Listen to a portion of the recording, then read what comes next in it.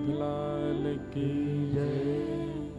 श्रीमद्भागवत महापुराण की जय। श्री सुखदेव जी महाराज की जय। श्री परीक्षित जी महाराज की जय।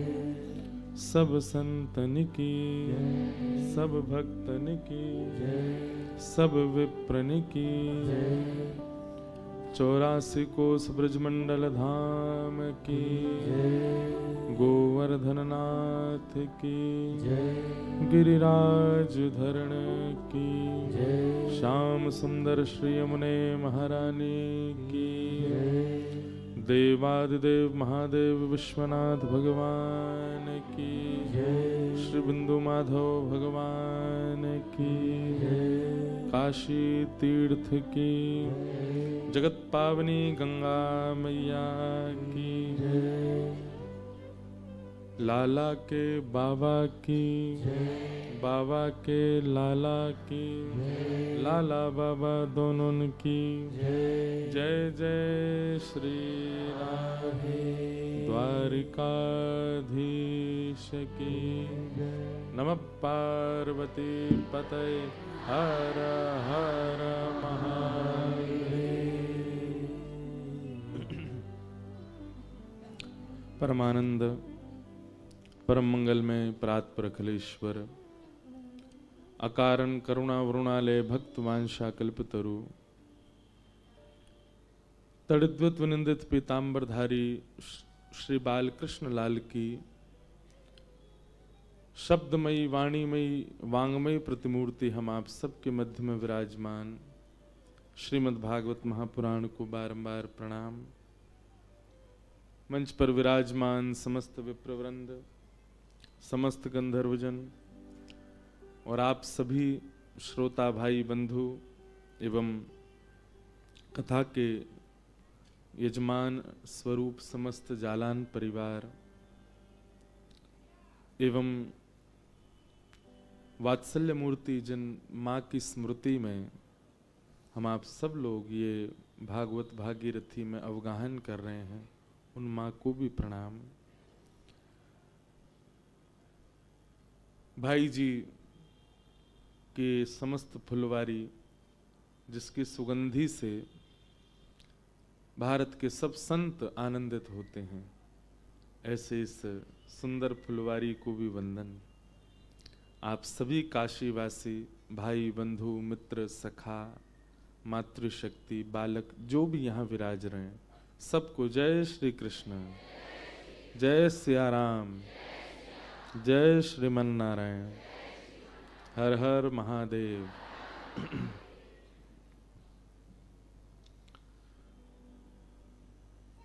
आनंद के क्षण बहुत शीघ्रता से व्यतीत होते हैं।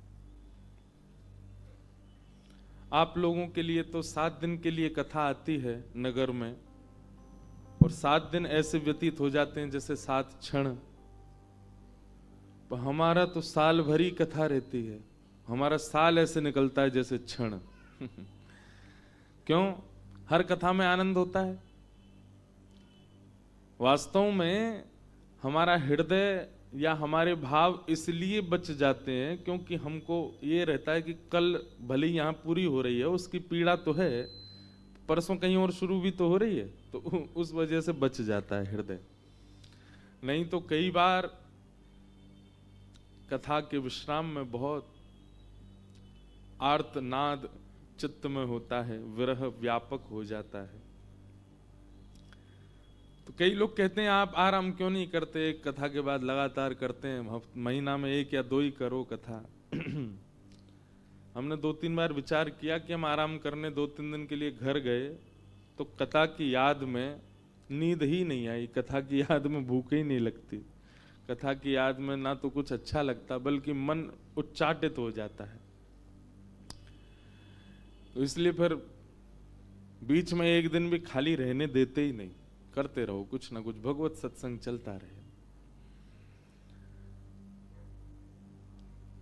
कम से कम व्यसन जीवन में लगे, कम से कम संसार के वो व्यसन जिनके कारण हमारा जीवन पूरा नष्ट हो जाता है, 365 दिन उन व्यसनों में लगने से अच्छा हरि भजन में लग जाएं, हरि कथा में लग जाएं।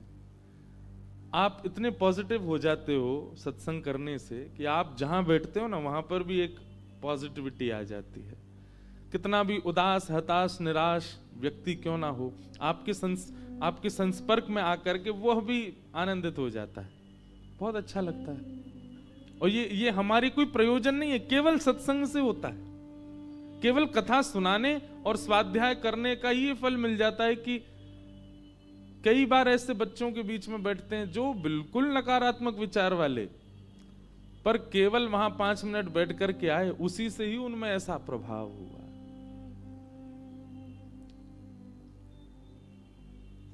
सत्संग अद्भुत है। श्री हितरवंश महाप्रभु के एक भक्त हुए, उनका नाम था विठल दास। क्या नाम था? विठल दास। विठल दास इतने योग्य थे, इतने श्रेष्ठ थे कि महाराष्ट्र के थे, महाराष्ट्र या गुजरात के कहीं के थे, सब छोड़ छाड़ करके पूरे परिवार सहित वृंदावन आकर बस गए और श्री राधा वल्लभ लाल जी की सेवा में रहते, महाप्रभु जी की सेवा में रहते। पर वो अपने प्राचीन समय में, अपने पूर्व के काल में कोई राज पदवी पर रहे थे, और वे जब अपनी राज पदवी पे थे तो उनका कार्यकाल इतना अच्छा था कि सारे राजा उनको जानते थे। तो जूनागढ़ के एक राजा ने पत्र भेजा वृंदावन श्री हितरवंश महाप्रभु को, और जैसे ही वो पत्र आया, पत्र के ऊपर लिखा था विठल दास के नियोजित में है ये पत्र। तो जैसे ही पत्र आया तो महाप्रभु जी बैठे थे यमुना जी के तट पर, कुछ वैष्णव बैठे थे, सत्संग चल रहा था, और विठल दास जी वहां पर सोहनी कर रहे, सोहनी कहते हैं झाड़ू को, झाड़ू लगा रहे थे।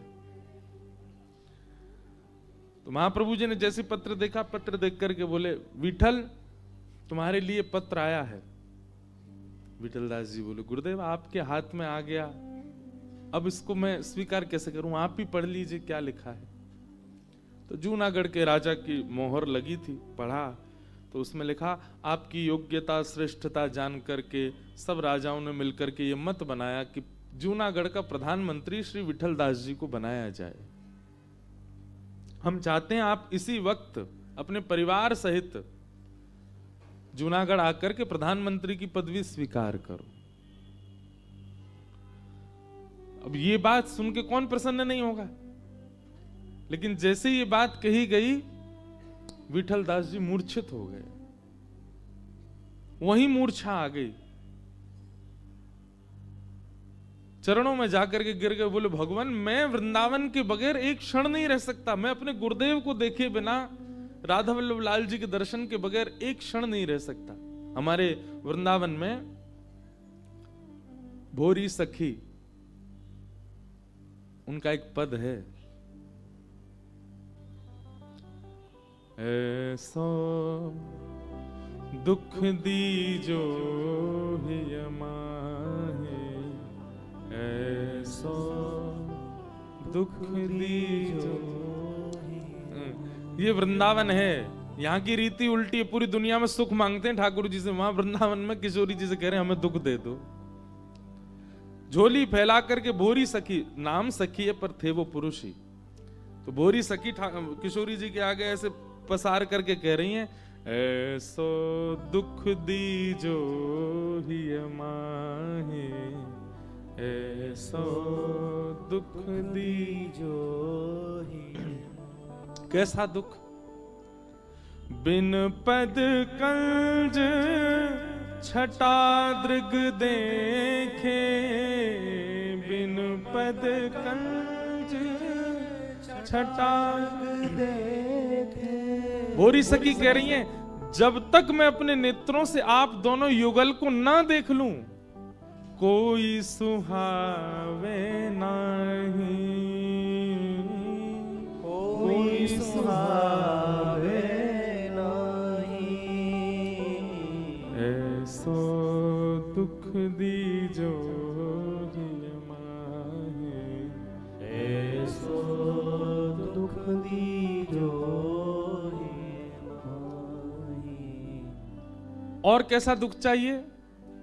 बस्ती छोड़ एकांत बिठाओ, बस्ती छोड़ एकांत बिठाओ, बातन सो घबराही,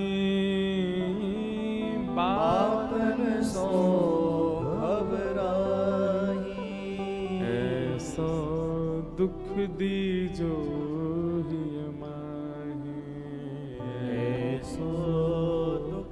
हे श्यामाजू, ऐसा दुख दे दो कि भीड़ भाड़ मुझे छोड़ दे, मुझे कभी मैं जहां जाऊं भीड़ ही चली जाए वहां से। बस्ती छोड़ एकांत बिठाओ, मैं अकेले ही रहूं, कोई और आवे ना मेरे पास, मेरी श्रेष्ठता मेरी योग्यताओं से कभी कोई प्रभावित ना हो। हे श्यामाजू, आप ऐसी कृपा कर दो। और बातन सो घबराही, मुझसे कोई चर्चा ना करे, बातचीत ना करे, ये संसारी व्यवहारी चर्चा मेरे बस की बात नहीं है, ये मुझसे कोई ना करो, ऐसा दुख मुझे दे दो ना। अच्छा, यहां दुख भोरी सखी जी के लिए वो दुख नहीं है, हम आप सब संसारियों के लिए ये दुख है। क्या? हम जहां जा रहे हैं भीड़ चली जा रही है, ये दुख नहीं है? हमसे कोई बात नहीं करता, ये दुख नहीं है? हमें कोई भी अच्छा नहीं लगता, किसी को हम अच्छे नहीं लगते, ये दुख नहीं है? ये दुख शब्द हमारे लिए प्रयोग किया है, भोरी सखी ने अपने लिए नहीं।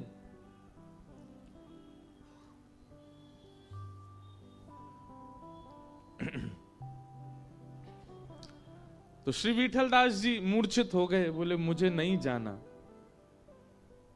मुझे नहीं जाना है।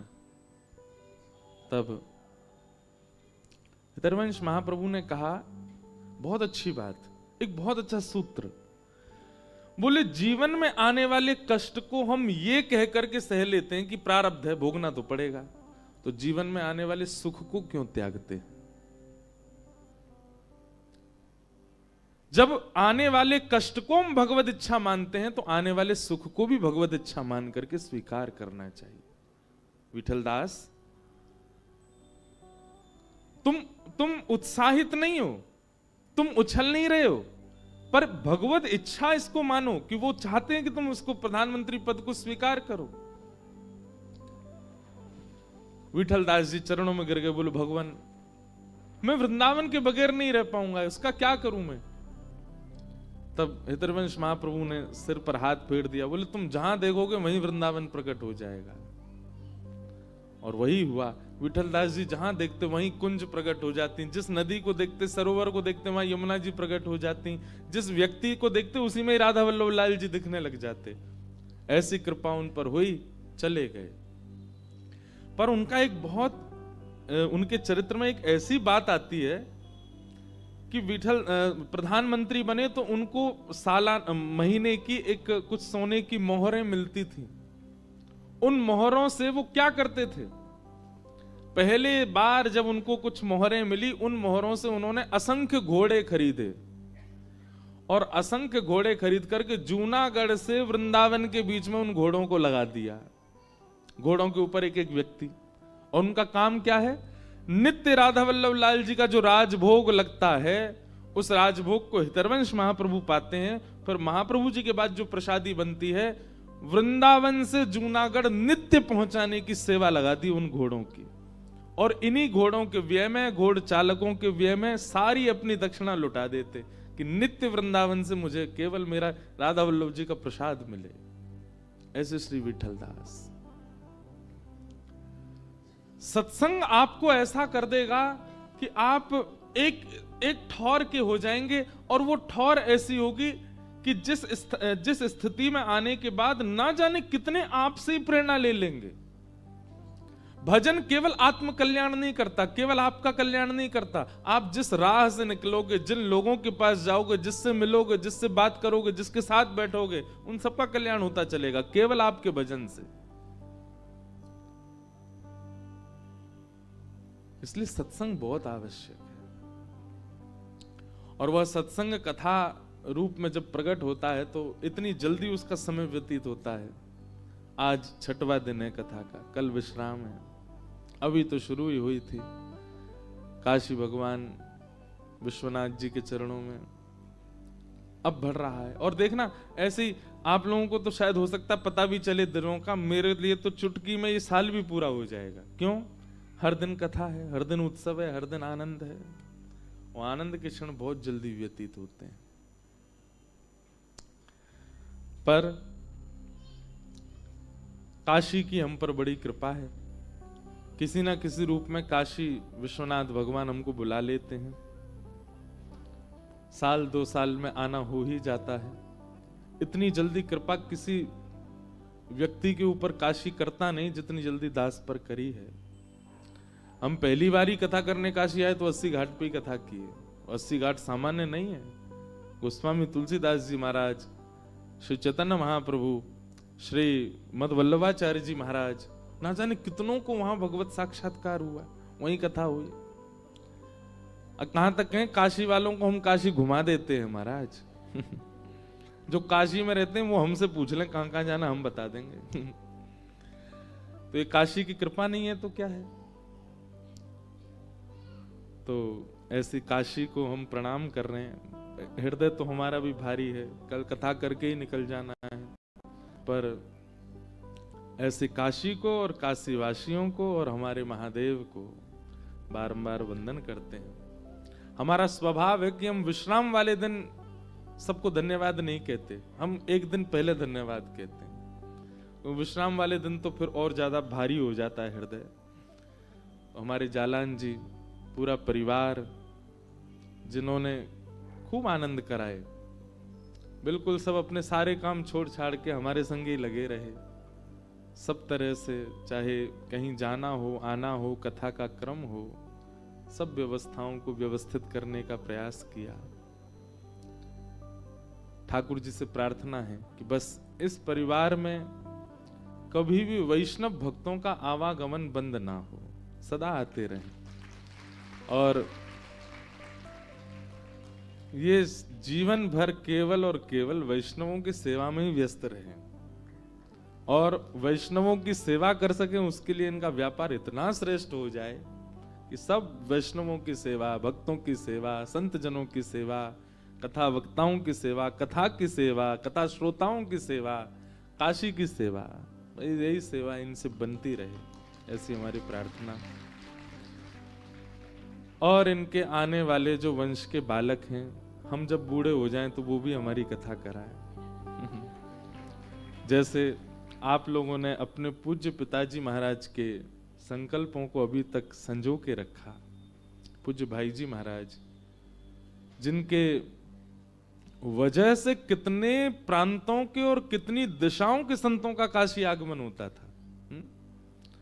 काशी व्यक्ति एक बार दर्शन करे, उसके बाद फिर वर्षों तक पूछे ना। लेकिन दूर दूर के दिशाओं के संत भी केवल भाई जी के कारण काशी आते, और वही क्रम अब भी बना है। हमारे भारत में ऐसे ऐसे महापुरुष जिनके व्यस्तता के कारण लोग उनसे मिल नहीं पाते, वह भी केवल एक परिवार के प्रेम के कारण यहाँ आते हैं और अपना अति व्यस्ततम समय यहाँ प्रदान करते हैं। बस ये बना रहे, आपके वंश में आगे भी जो बालक हैं सबके चित्त में भी यही भाव बना रहे। आप सब काशीवासी महादेव को जाके रोज हाजिरी जब भी आपकी लगे तो हमारी बात जरूर कहना कि उनको बुला लीजिए, जल्दी कथा के लिए बुलाओ। कोई ना कोई क्रम ऐसा बने कि काशी हम आते रहें और महादेव को कथा सुनाते रहें। महादेव बड़े भोले देव हैं, बड़े भीगे देव हैं। ऐसे महादेव को बारंबार प्रणाम, आप सबको प्रणाम करते हैं। आइए आज के कथा क्रम में प्रवेश करते हैं। ये वर्ष इतना बढ़िया प्रारंभ हुआ है आप लोगों का और हमारा। बस ये जो प्रारंभ के 7 दिन निकले ना, ऐसे ही पूरा वर्ष निकले आपका, ऐसा प्रयास करो। और अगले वर्ष तो हम समय कहीं दे चुके हैं प्रारंभ का, पर फिर भी प्रयास कीजिएगा कि अपने वर्ष का प्रारंभ सप्ताह या 9 दिवसीय राम कथा से ही हो।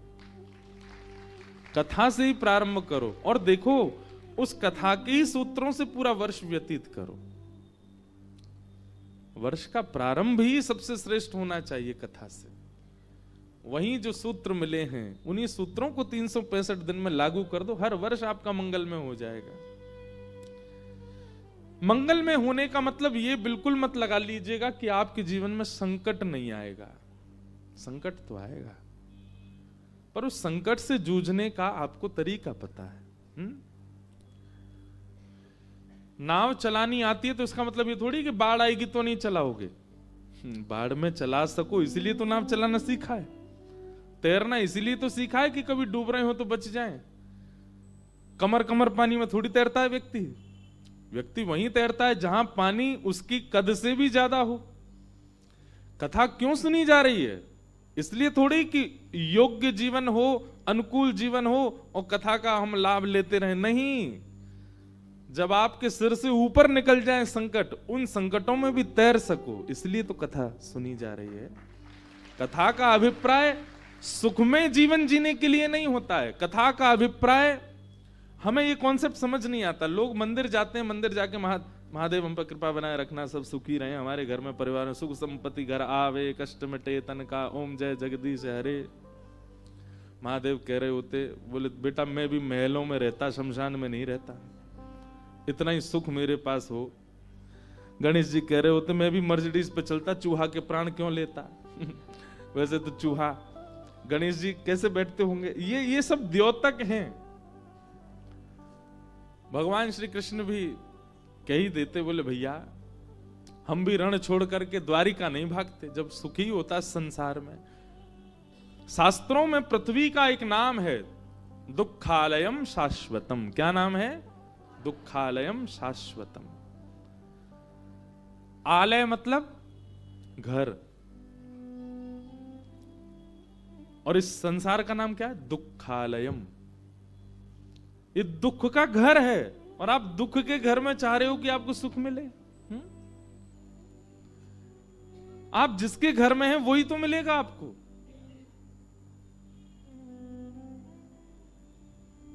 इसलिए बिल्कुल परेशान मत होइएगा।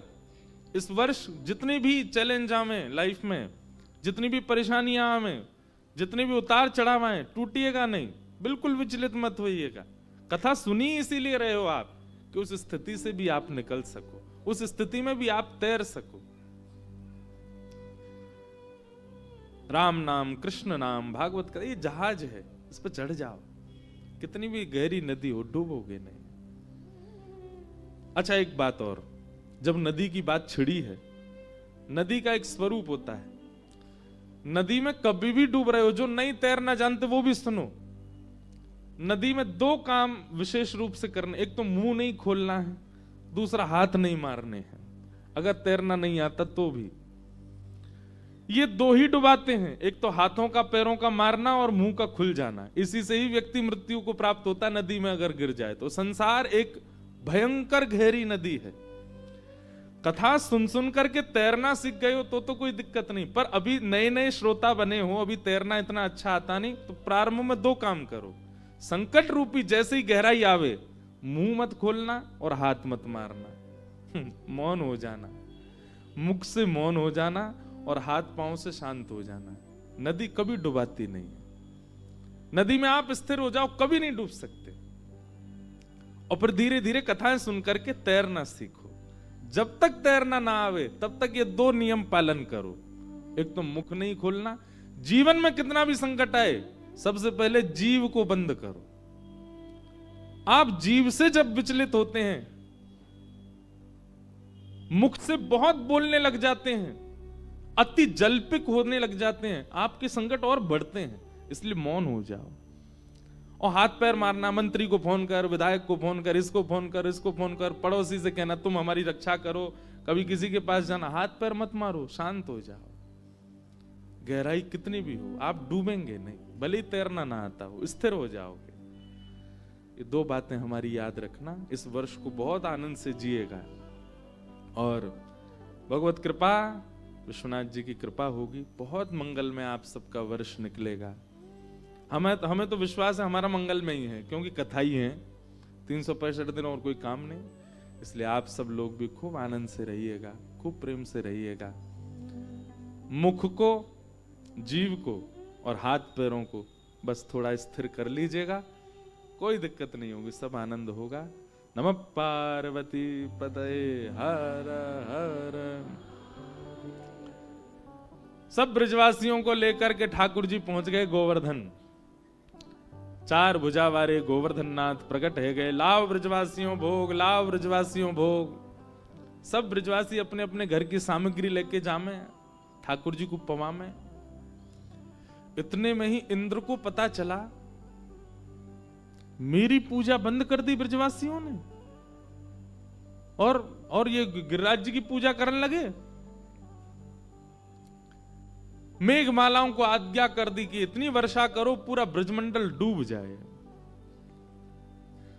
गड़गड़ करके काले बादलों ने आकर के ब्रजमंडल को घेर लिया। मूसलाधार वर्षा होने लगी।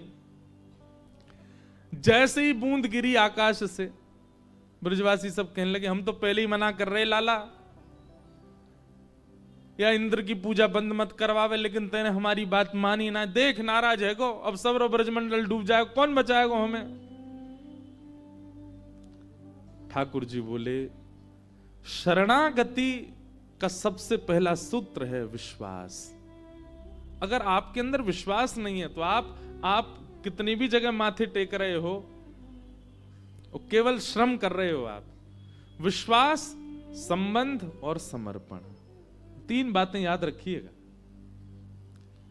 चाहे गुरु के प्रति हो, चाहे ज्ञान देने वाले के प्रति हो, चाहे भगवान के प्रति हो, ये 3 बात जब तक आपके चित्त में नहीं है आप प्रणाम नहीं कर सकते। सबसे पहला विश्वास, दूसरा संबंध, ठाकुर जी से एक संबंध तो मानिए, और तीसरा समर्पण।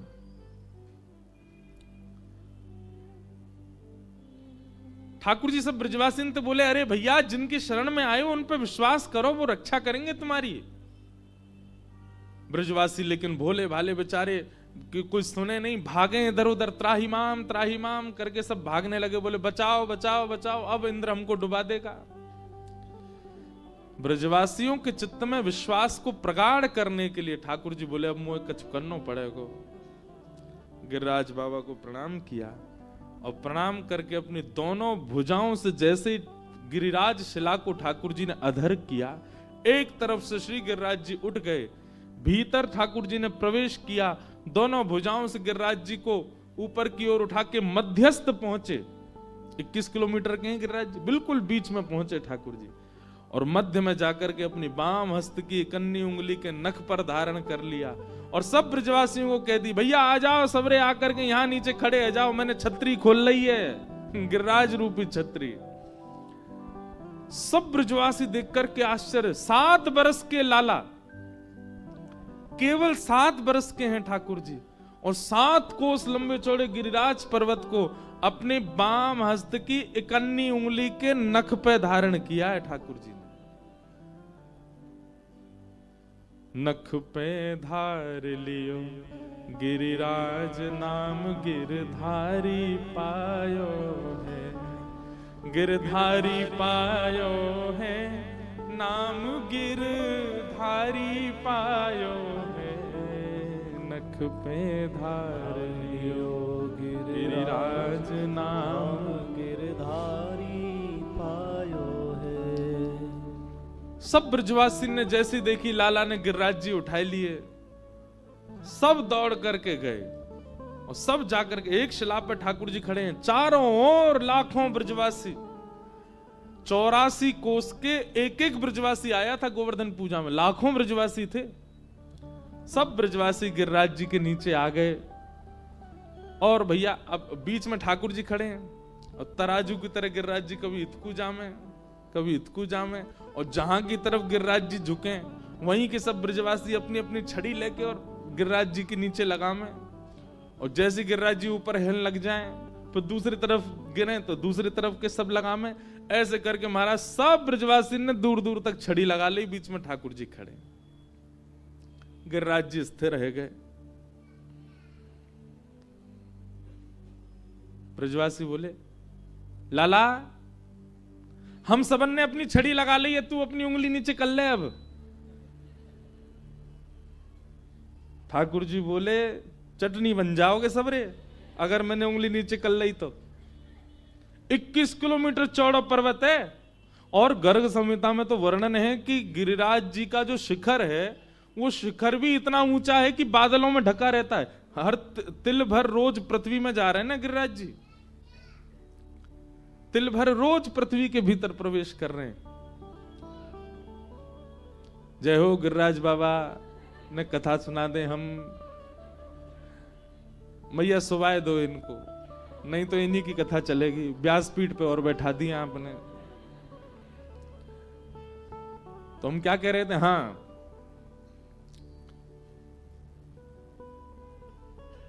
चटनी बन जाओगे सबरे।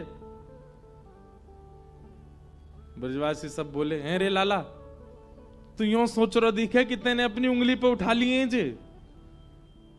ठाकुर जी बोले, तो क्या सोचूं मैं? बोले, हमारी छड़ी पर टिक रहे हैं गिरिराज जी, हम सब ने ऐसे मोटे मोटे बांस के डंडा लगा रखे हैं, तू अपनी उंगली नीचे कर ले, ज्यादा इतराए मत हमारे आगे। हम में लगा खड़ो है गो ऐसे कि जैसे यही ना उठा रखे हैं का। ठाकुर जी बोले, भैया मान जाओ, मेरी उंगली पे टिक रहे हैं ये। लाला तू नीचे कर ले अपना हाथ, हमने छड़ी लगा रखी है। ठाकुर जी बोले, ठीक है तो फिर संभालो भैया गिरिराज जी, मैं हटा रहा हूं अपना हाथ। बोले, हाँ हटा ले। जैसे ठाकुर जी ने नेक उंगली नीचे करी, महाराज गड़गड़ करके गिरिराज जी नीचे आने लगे। सबन की छड़ी चट चट चट चट, सब की छड़ियां टूट गई दूर दूर तक। सब ब्रजवासी नीचे झुक गए, लाला बचा बचा बचा। ठाकुर जी ने फिर से उंगली लगाई और फिर से गिरिराज जी धारण है गए। अब तो दूर दूर तक एक भी छड़ी नहीं है। अब सब ब्रजवासी अपनी टूटी हुई छड़ी ने देखें और फिर लालाए देखें। लाला जी सांची में तेरी उंगली पे ही टिक रहे हैं। ठाकुर जी बोले, हम बे मेरी उंगली पे टिक रहे हैं। लाला जी इतनो भारी, इतनो बड़ो, इतनो विशाल गिरिराज पर्वत नेक से हमारो लाला बाकी नेक सी उंगलिया पे कैसे आगो? ठाकुर जी बोले, हम जय जय हैं। कौन है? हम जय जय हैं। चलो सबरे प्रणाम करो चरणन में। हम जय जय हैं, भगवान हैं। बचपन ते देखो हम सब काम बताते आए, सवंत कहते आए कि हम जय जय। कोई ना नहीं मानी। देखो मैंने गिरिराज जी उठा लिए, मैं जय जय हूं।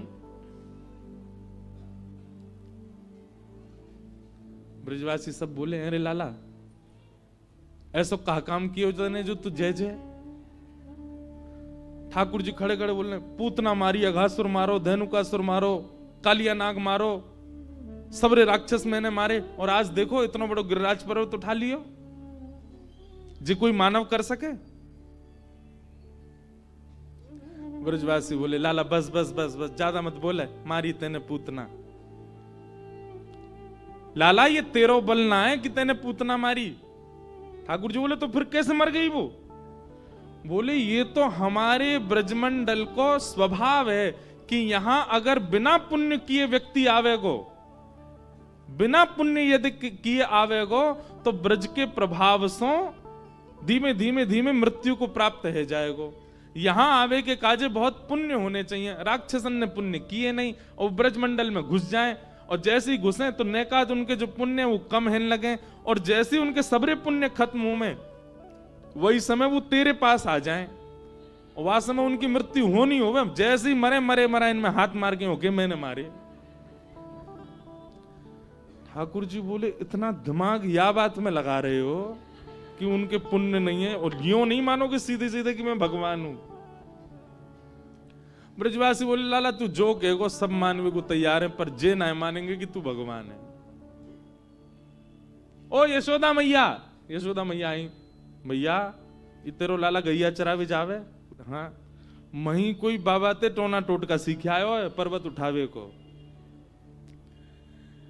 ये सब बातें कहने से क्या समझ में आया कि ठाकुर जी चाहे चतुर्भुज रूप धारण कर लें, ब्रजवासी तब भी नहीं मानेंगे कि हे भगवान। क्यों? प्रेम, प्रेम की वो अवस्था। ब्रजवासियों को ये घबराहट होती है कि अगर हमने कह दी कि लाला भगवान है, तो भगवान तो सबको होवे, और जो सबको है वो हमारो कैसे रहेगा? इसलिए ब्रजवासी इस बात को अस्वीकार करते हैं कि ठाकुर जी भगवान है। नहीं, लाला तो केवल हमारो है, भगवान होगा तो सबको है जाएगा। इसलिए कोई ब्रजवासी मानता नहीं कि ठाकुर जी परमात्मा। नहीं तो आप सत्य, मैं कभी कभी ना बहुत सोचता हूं कि बहुत अच्छा हुआ कि गिरिराज लीला में मैं और आप नहीं थे, क्योंकि हम लोग बुद्धि से सोचते हैं, हम लोग बहुत चतुर हैं, हम लोग चतुराई से विचार करते हैं, हम लोगों में प्रेम नहीं है, हम लोग कभी स्वीकार नहीं करते, हम तो मान ही लेते कि ये परमात्मा है, पर ब्रजवासी ने नहीं माना।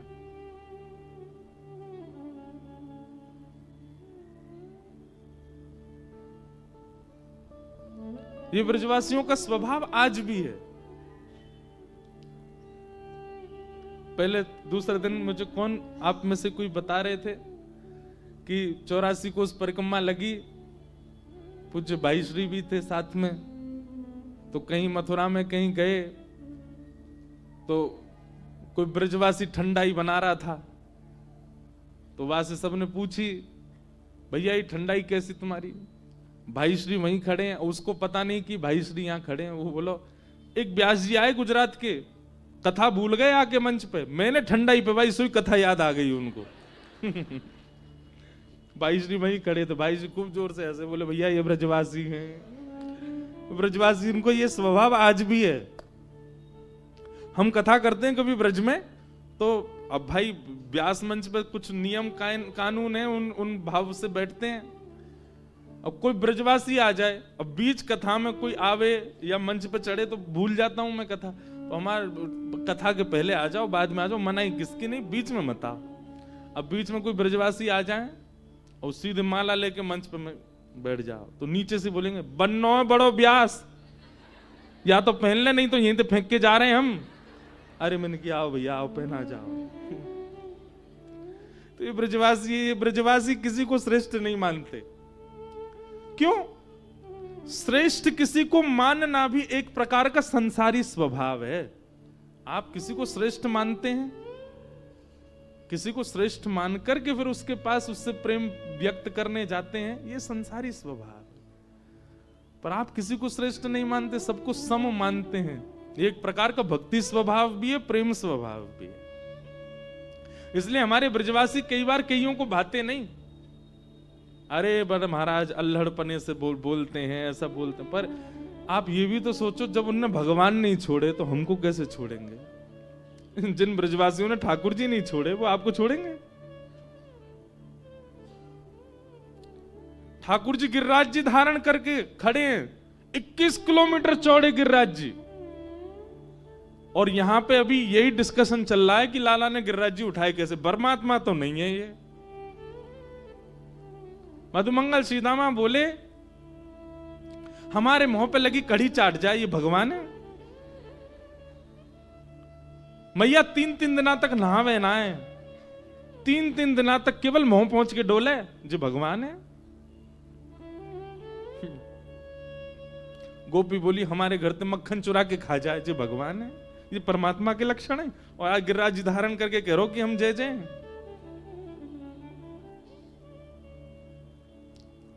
ठाकुर जी के नेत्र सजल हो गए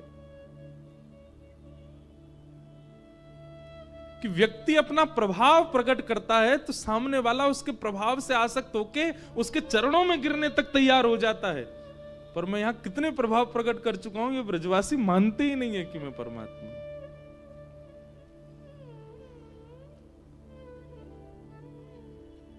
कैसा प्रेम ब्रजवासियों का।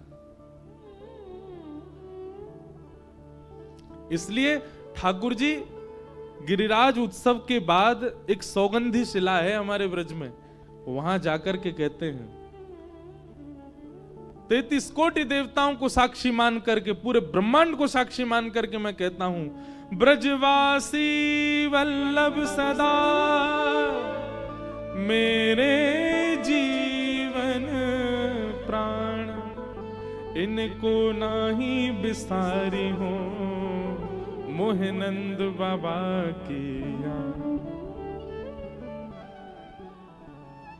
मुझे नंद बाबा की सौगंध है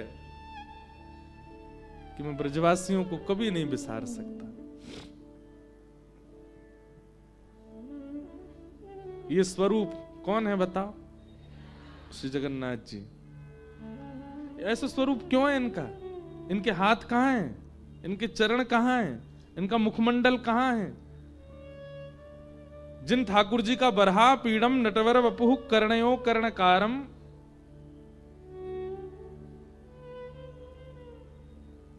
इतना सुंदर वर्णन किया गया है रूप का, वो जगन्नाथपुरी में जाके देखो आप।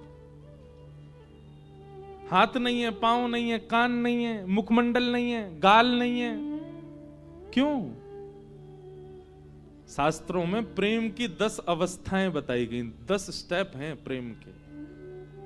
हम आप सब लोग तो उस अवस्था, वो सीढ़ियों से बहुत दूर हैं। प्रेम प्रेम प्रेम की छिटकार भी नहीं है हमारे ऊपर। ब्रजवासियों की याद में श्री कृष्ण जब 10वीं अवस्था पार कर गए, तो प्रेम का स्वरूप होता है कि 10वीं अवस्था पार करते ही व्यक्ति का अंग पिघलने लग जाता है। सबको कथा पता है, रोहिणी मैया द्वारिका में कथा सुना रही थी, ब्रज की लीला। सारी पत्नियां बैठ करके सुन रही थी भगवान की, और सुनते सुनते सुनते सुनते तभी द्वारिकाधीश सुभद्रा जी और बलभद्र आकर के द्वार पर विराज गए और बैठ करके सुनने लगे। ब्रज की कथा सुनते ही ठाकुर जी की भुजाएं खड़ी हो गईं और नेत्रबंद करके ठाकुर जी बार बार अपने हृदय को पकड़ के कहने लगे, अरे कोई ब्रजवासियों को ले आओ, मेरे हृदय से लगा दो, मोए ब्रजवासी इनकी बहुत याद आ रही है, कोई ब्रज के जन्म को लाके मेरे हृदय से लगा दो। और इसी विरह में 10वीं अवस्था प्रेम की पार हुई। ठाकुर जी का मुख पिघलने लगा, ठाकुर जी के हाथ पिघलने लगे, ठाकुर जी का श्रीअंग पिघलने लगा। तभी नारद जी को चिंता हुई। नारद जी दौड़ करके गए और रोहिणी मैया से जाके व्यास मंच पे बैठ कथा सुना रही रोहिणी मैया नेत्र बंद करके। तभी कहा, मैया अभी कथा विश्राम करो, नहीं तो ठाकुर जी नदी बहन करके बहने लग जाएंगे। रोहिणी मैया ने कथा विश्राम करी और उस समय ठाकुर जी का बहुत करीब करीब 70% जो श्री अंग था वो पिघल चुका था।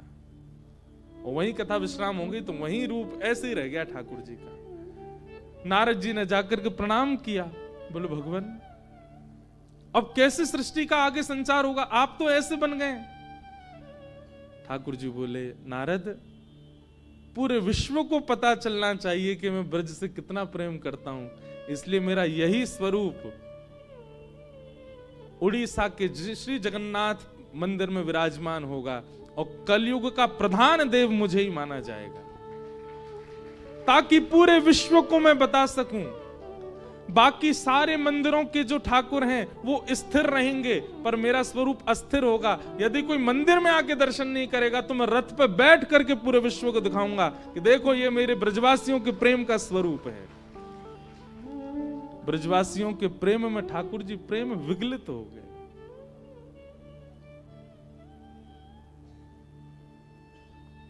ऐसा प्रेम ठाकुर जी करते हैं ब्रजवासियों से।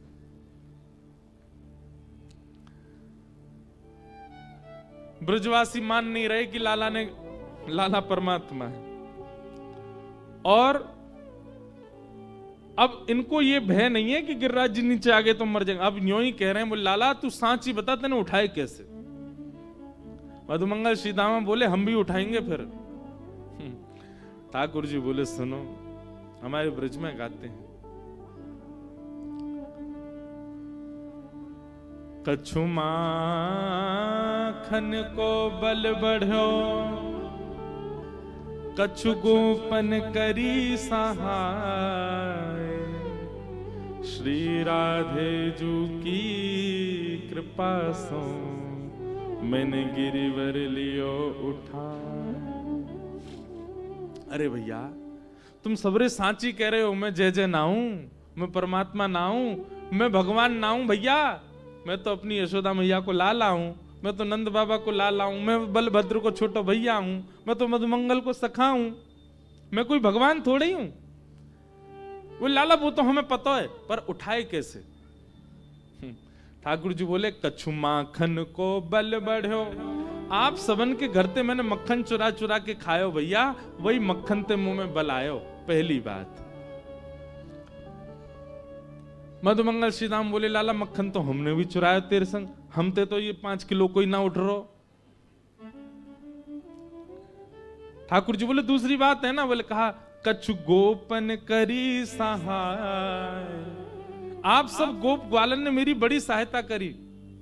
ग्वाला बोले हमने क्या सहायता करी? बोले भैया जब गिरिराज बाबा प्रकट भये तो आप सबन को लगी जे लालाई चार भुजा वालों बन के प्रकट है गोए का। बोले हम बे लाला ऐसी लगी। और वह समय आप सब गिरिराज जी को देख रहे और फिर मोए देख रहे, फिर गिरिराज जी देख रहे, फिर मोए देख रहे। तो वह समय आपकी दृष्टि से जो भाव रूपी बल हो का वो मुंह में आ गयो। इतने लाखों ब्रजवासी ने एक टक मेरी ओर देखो तो आप सबन की शक्ति निकल के मुंह में आ गई। और लाखों ब्रजवासी की शक्ति जैसी मेरे भीतर आई मैंने गिरिराज जी उठा लिए। आप सबन ने मुंह को टकटकी लगाए के देखो, या हमारे आप सबन की शक्ति से ही मैंने गिरिराज जी उठाए हैं। आजकल का व्यक्ति होता तो इस बात को कभी नहीं मानता, ये हो ही नहीं सकता, देखने से शक्ति आती है। पर ब्रजवासी क्या बोले, अच्छा तो हमारे देखवे तो तुम्हें शक्ति आ गई? बोले हाँ। तभी तो हम कहें आजकल कमजोरी कैसे आ रही है भीतर।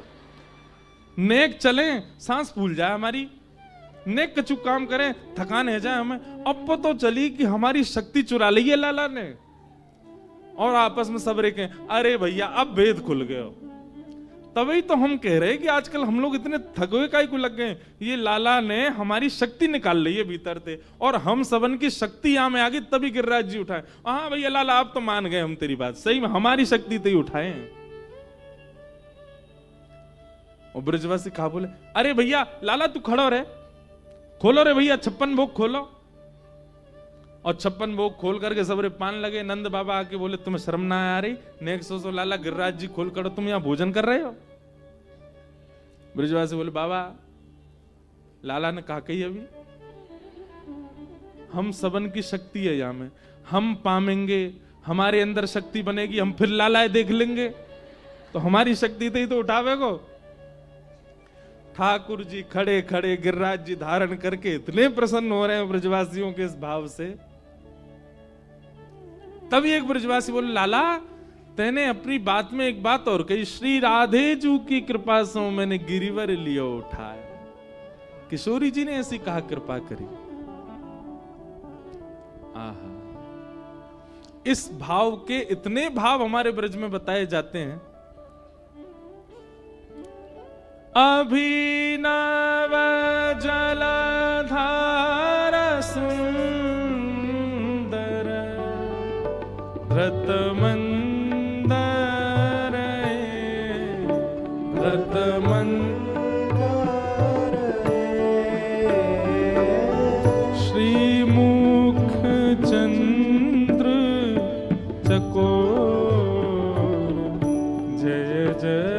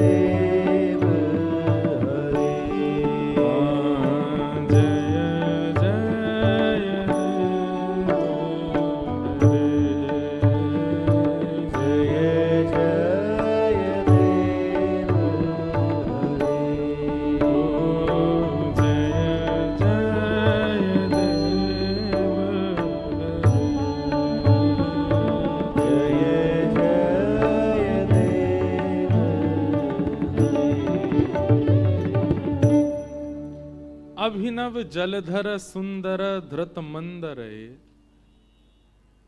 श्री मुख चंद्र चकोर जय जय देव हरे। गर्गाचार्य जी ने जब नामकरण किया था ना ठाकुर जी का, तो नामकरण करते समय श्री यशोदा मैया से कह के गए, मैया नारायण समो गुणई, आपको जो ये लाला है ना या में नारायण जैसे गुण हैं। अगर आपको लाला कोई अद्भुत क्रिया करे तो कभी यहाँ पे संशय मत करियो। कभी आपको लाला कोई ऐसी लीला करे जो एक मानव नाय कर सके तो आप यहाँ पे संदेह मत करियो। आपको लाला में नारायण जैसे गुण हैं। तब यशोदा मैया ने गर्गाचार्य जी से कही, बोले अगर मेरे लाला ने कोई ऐसी लीला करी, मैं तो मैया हूं और मोह घबराहट भई, मोह कहीं और लगी कि मेरे लाला पे कोई संकट नहीं आया, तो मोह कहा करना चाहिए। समझ रहे हैं बात को? तो गर्गाचार्य जी बोले, मैया आपके लाला की जो जन्म कुंडली है ना, ठीक ऐसी ही जन्म कुंडली एक और की है आपके ब्रज में। कौन की? वृषभानु नंदिनी किशोरी जी की, श्री राधा रानी की। बोले मैया बिल्कुल ऐसी कुंडली है, ऐसा लगे कि बस ये पुरुष है वो स्त्री है, नहीं तो दोनों बिल्कुल एक जैसे ही हैं, कोई कमी नहीं है। तो वासे मैया मुझ को यूं लगे कि ये ब्रह्म ही दो रूप में आयो है। जैसे ही गर्गाचार्य जी ने बोली ब्रह्म दो रूप में आयो है, मैया ने गोद में बैठे लाला को कान पकड़ो और कान पकड़ के दबा के बोली, गर्गाचार्य जी दोबारा बोलियो जी कौन है?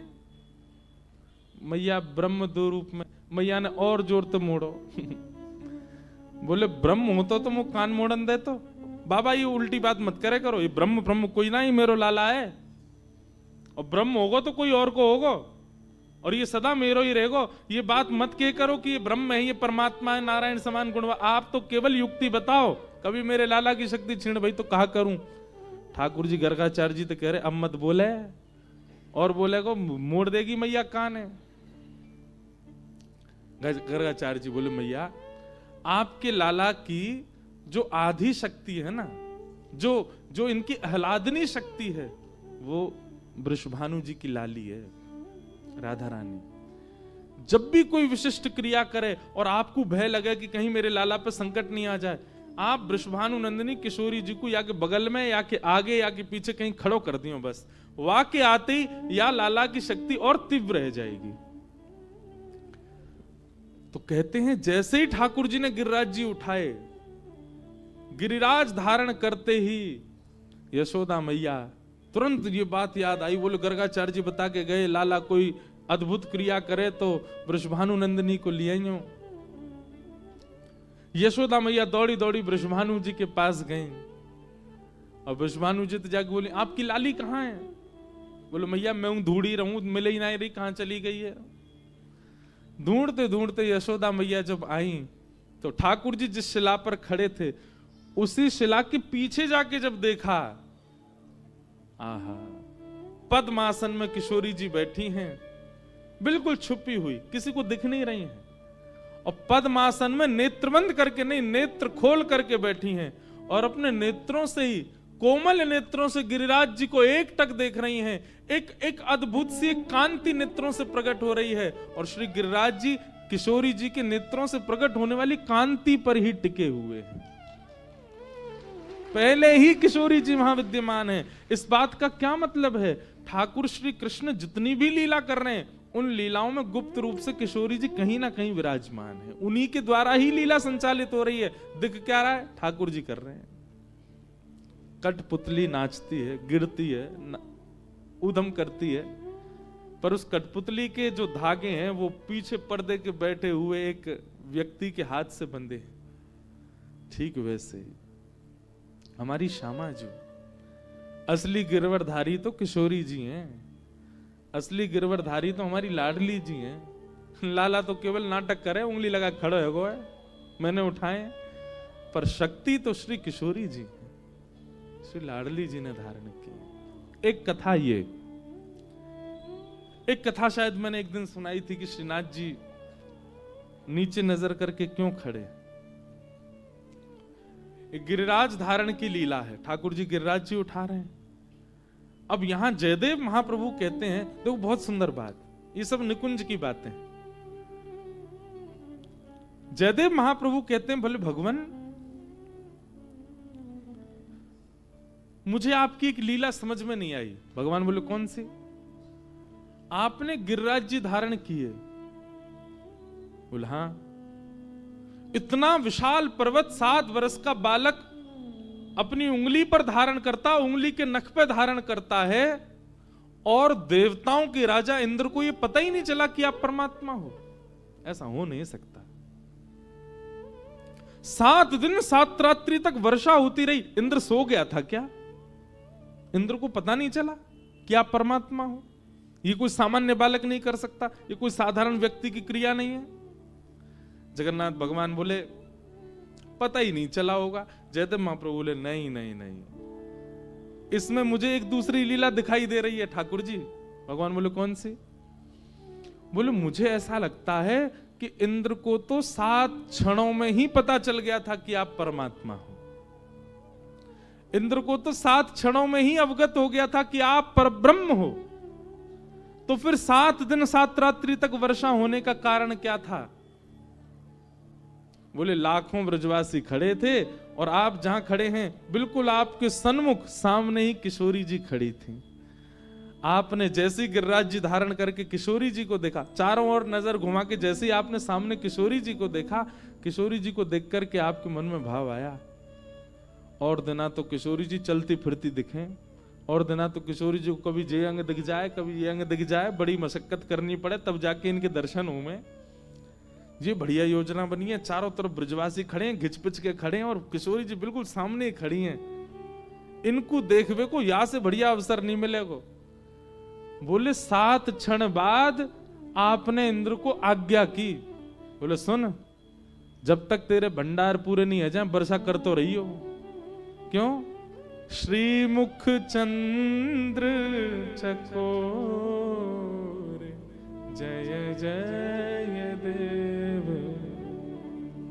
आप किशोरी जी को देखना चाहते थे, दर्शन करना चाहते थे, इसलिए आपने इंद्र को आज्ञा की वर्षा करता रहे। नहीं तो 7 दिन 7 रात्रि मूसलाधार बारिश। इंद्र को देवता की पदवी पर आपने ऐसे ही नहीं बैठा दिया। इतना कम बुद्धि वाला नहीं है इंद्र, वो देवता है। मानवों को जिस बात को जानने में सालों लगते हैं, देवताओं को क्षण में समझ में आ जाता है, इसीलिए तो वो देवता है। उसको ये नहीं पता चला कि आप परमात्मा हो, उसको पता तो चल गया था, लेकिन आपने आज्ञा करी। बोले वर्षा करता रहे, श्री जी दिख रही हैं सामने, उनके दर्शन करता रहूंगा मैं तो। और जयदेव महाप्रभु कहते हैं, बोले भगवान 7 दिन 7 रात्रि, इतने दिन वर्षा होनी निश्चित नहीं। मतलब अब इसमें एक प्रश्न उठता है, क्या ठाकुर जी किशोरी जी को केवल 7 दिन ही देखना चाहिए? 7 दिन में मन भर गया ठाकुर जी का? नहीं, ठाकुर जी तो अनवरत देखना चाहते थे, पर इंद्र के पास वर्षा का जल जितना था सब खत्म हो चुका था। इंद्र बोलो मुंह पे इतनी भंडार है प्रभु, और कहा बरसाऊं? 7 दिन बाद जब वर्षा बंद हुई, ठाकुर जी बोले हे तेन का बंद करी?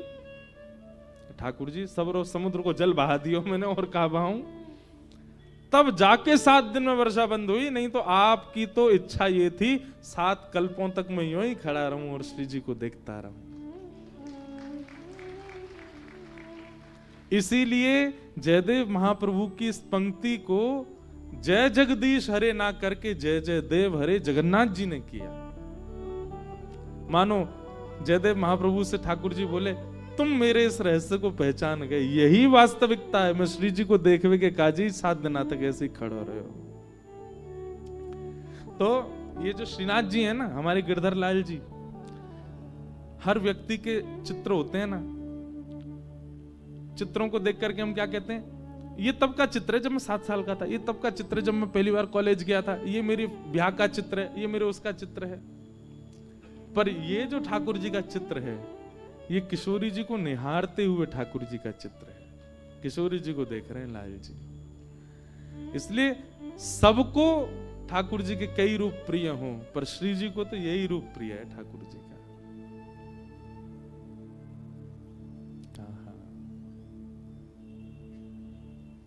ऐसे हमारी किशोरी जी, जिनकी कृपा से श्री ठाकुर जी ने गिरिराज जी को धारण किए।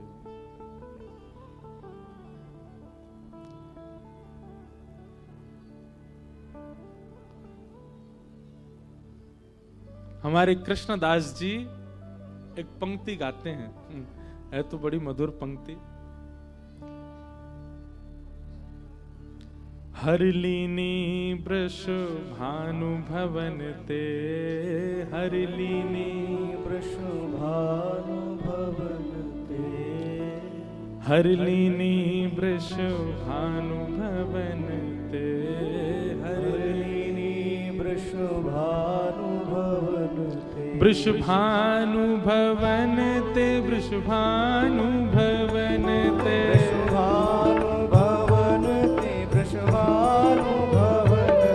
वृषभानुभवन ते, वृषभानुभवन ते, वृषभानुभवन ते, भानुभवन ते।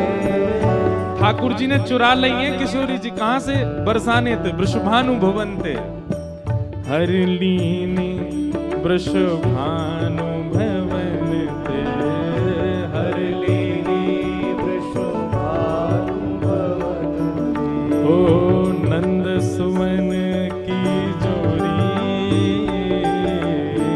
नंद सुवन की जोरी। हो ब्रज में, हाँ ब्रज में, हो ब्रज में रतन राधिका गोरी, हो ब्रज में रतन राधिका गोरी, ब्रज में रतन राधिका गोरी, ओ ब्रज में रतन राधिका गोरी। राधिका गोरी, राधिका गोरी, राधिका गोरी, राधिका गोरी, राधिका गोरी, राधिका गोरी, राधिका गोरी, राधिका गोरी। ओ ब्रज में, हाँ ब्रज में, ओ ब्रज में रतन राधिका गोरी, ओ ब्रज में रतन राधिका गोरी, ब्रज में रतन राधिका गोरी। ओ ब्रज में रतन राधिका। पर वृषभानु दुलारी की।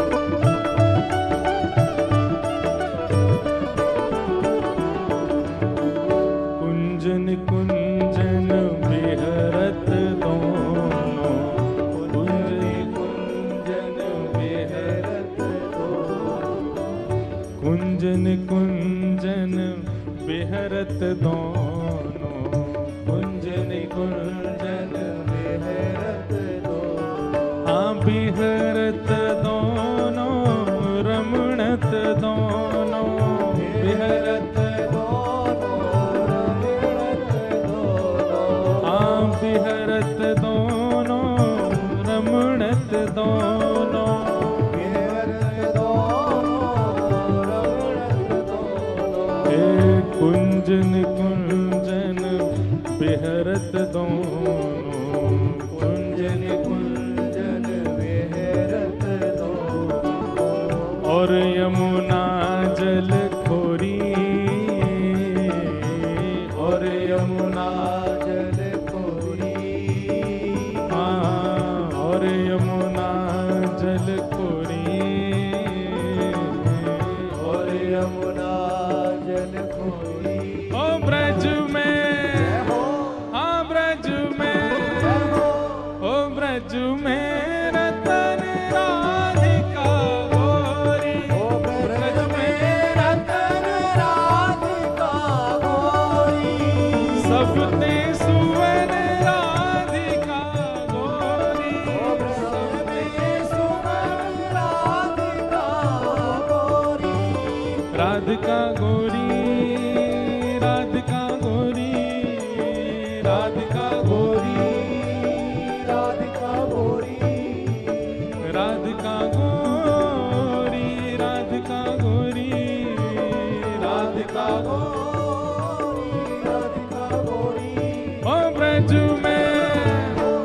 विश्वनाथ जी तक आवाज जाए आपकी। ओ ब्रज में, आ ब्रज में, ओ ब्रज में रतन राधिका गोरी, ओ ब्रज में रतन राधिका गोरी, ब्रज में रतन राधिका गोरी, ओ ब्रज में रतन राधिका। बोलो वृषभानु दुलारी।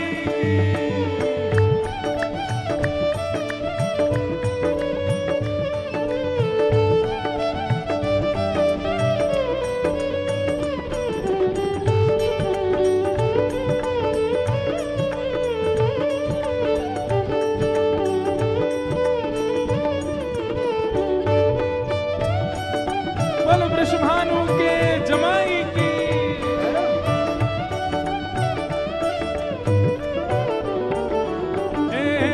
कृष्णदास प्रभु गिरधर नागर, कृष्णदास प्रभु गिरधर नागर, कृष्णदास प्रभु गिरधर नागर, कृष्णदास प्रभु गिरधर नागर, आ प्रभु गिरधर ओ प्रभु नागर, गिरधर हे नागर, प्रभु नटवर नागर, नटवर नागर, कृष्णदास प्रभु गिरधर नागर, कृष्णदास प्रभु गिरधर नागर, नागरी नवल किशोरी हो, नागरी नवल,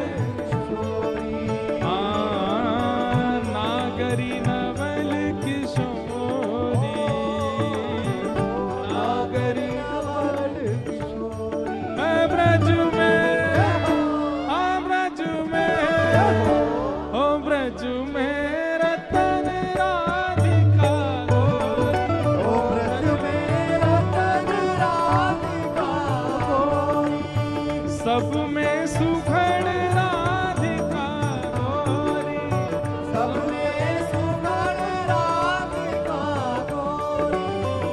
राधिका गोरी, राधिका गोरी, राधिका गोरी, राधिका गोरी, राधिका गोरी, हे राधिका गोरी, राधिका गोरी, राधिका गोरी, राधिका गोरी, ओ ब्रज में, आ ब्रज में, ओ ब्रज में रतन राधिका गोरी, ब्रज में रतन राधिका गोरी, ब्रज में रतन राधिका गोरी, ब्रज में रतन राधिका गोरी, ब्रज में रतन राधिका गोरी। ब्रज में रतन राधिका गोरी, राधे राधे राधे राधे राधे गोविंदा, राधे राधे राधे राधे राधे गोविंदा, वृंदावन चंद भजो राधे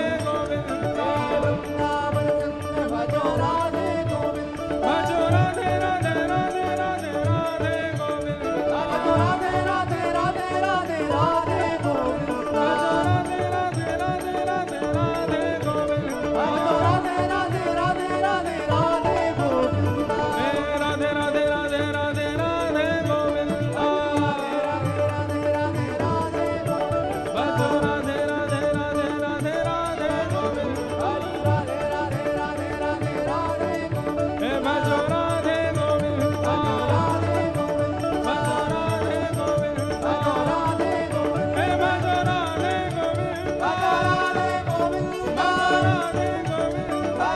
राधे गोविंदा, राधे गोविंदा, राधे गोविंदा, राधे गोविंदा, हे भजो राधे गोविंदा, राधे गोविंदा, हे भजो राधे गोविंदा, राधे गोविंदा, हे भजो राधे गोविंदा, राधे गोविंदा, हे भजो राधे गोविंदा, राधे गोविंदा, हे भजो राधे गोविंदा, राधे गोविंदा, राधे गोविंदा, राधे गोविंदा, हे भजो राधे गोविंदा, राधे गोविंदा, जय